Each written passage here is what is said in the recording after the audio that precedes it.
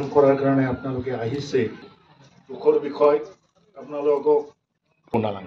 ইয়াত আজি আমাৰ যিজন মহিলাই ছাৰৰ একেৰে বছৰ আৰু তেখেত সদায় আমাৰ হাগ্ৰামা মহিলাৰী ছাৰৰ আমাৰ বিজনী জিলা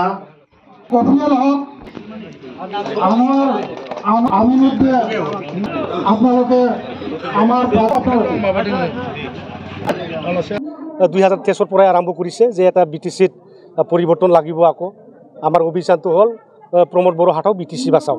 যে প্ৰমোদ বড়ো ডাঙৰীয়াই যোৱা 3 বছৰত যি কাম কৰিছে ৰাইজৰ কাৰণে কোনো ছেটিছফেক্টৰী নহয়, ৰাইজৰ কাৰণে একো কাম কৰিব পৰা নাই। এই কিছুমান মানে নিজৰ দালালি শ্ৰেণীৰ মানুহ লৈ পেলাই কাম কৰি আছে, ৰাইজৰ জীৱন আৰু সম্পত্তি নিৰাপত্তাৰ কৰিবৰ কাৰণে একো কাম কৰা নাই।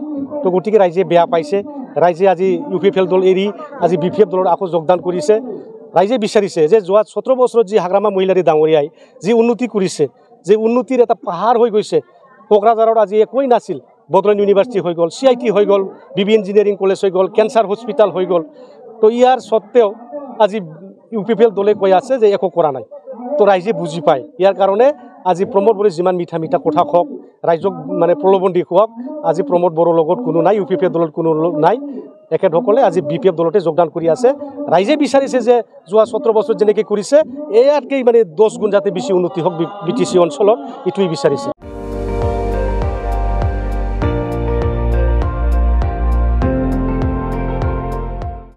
আপুনি চাই আছে ND24, সৰ্বশ্ৰেষ্ঠ নহয় সৰ্বোত্তমৰ দৌৰ।